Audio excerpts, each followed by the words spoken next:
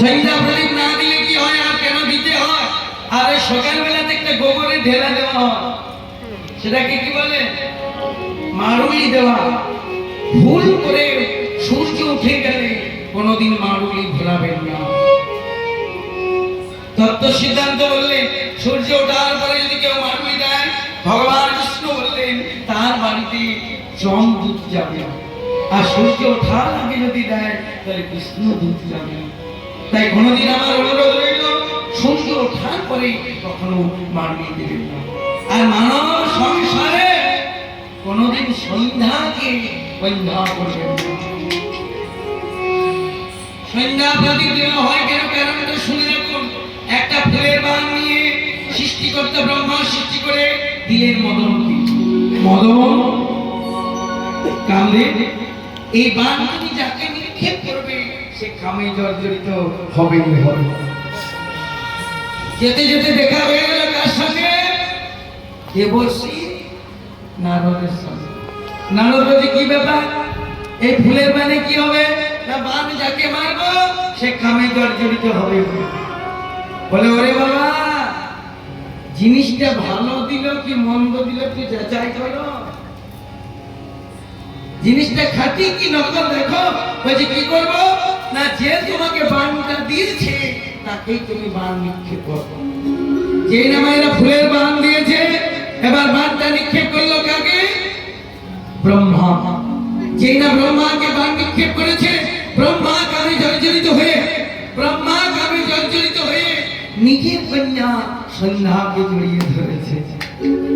এই যে সন্ধ্যা দেওয়ার কারণ, যেই না সন্ধ্যাকে জড়িয়ে ধরেছে, সন্ধ্যা বাবাকে বলছে বাবা তুমি আমার বাবা, বাবাকে যদি মেয়ের সম্মান নষ্ট করো এই জগতে আর কেউ বাবা বলে ডাকবে।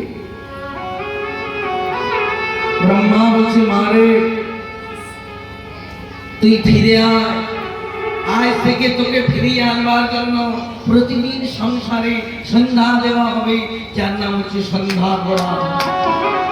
আর যারা সন্ধ্যা দেবে না তাদের বাড়িতে শ্মশানে পরিণত হয়ে যাবে। একটা বার মারলেন ব্রহ্মাকে, একটা বার মারলেন দেবরাজ ইন্দ্রকে।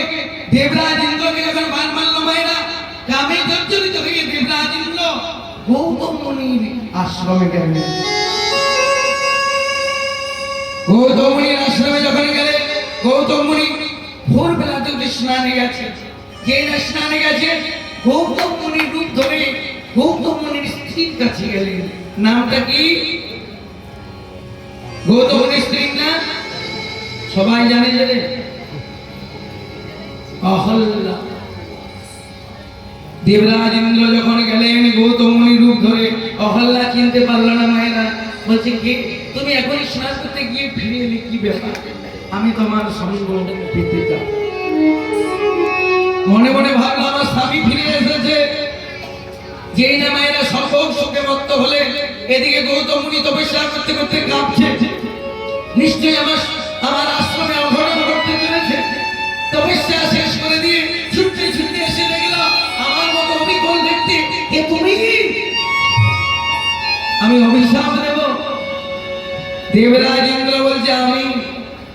দেবরাজ ইন্দ্রকে দেখে গৌতম মুনি বলল মায়েরা, দেবরাজ ইন্দ্র রাজা যদি চরিত্রহীন হয় প্রজারা কষ্ট পায়।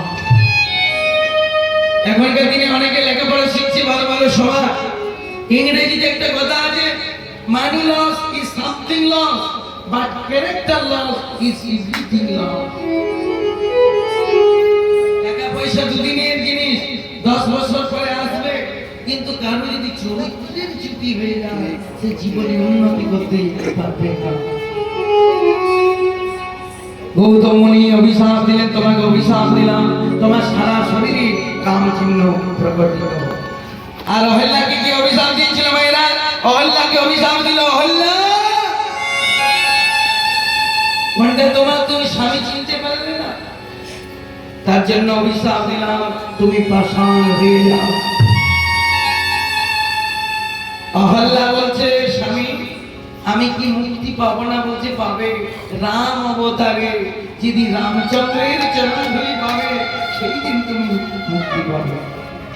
গৌতম মুনির একটা ছেলে ছিল, নামটা মনে রাখুন, যার নাম সবাই বলে সদানন্দ।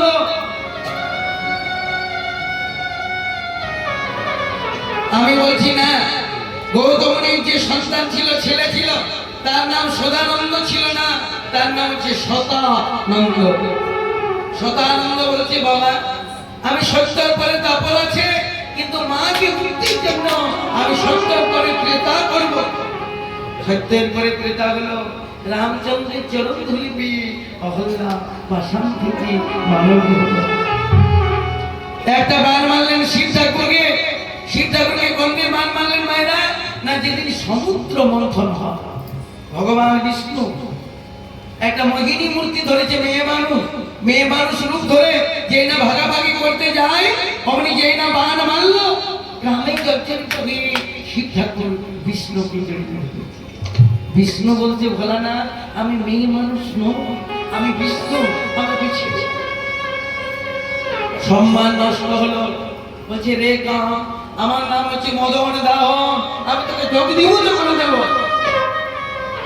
একটা বার মারলেন চন্দ্রকে, চন্দ্রদেব টাকা বৃহস্পতির স্ত্রী তারাকে আকৃষ্ট হলো। 4 জনা বান খেয়ে ঘায়েল হয়ে গেল, একজনা হলো না, সেটাকে ভগবান কৃষ্ণ। ভগবান কৃষ্ণ হাতের বানটা হাতেই রয়ে গেল, আর বান নিক্ষেপ হলো না। তাই দর্প গন্ধর্ব দর্পহার রাসলীলা, মদনী দর্প রাসলীলা, বৃন্দাবনে রাসলীলা কইল কন্যা।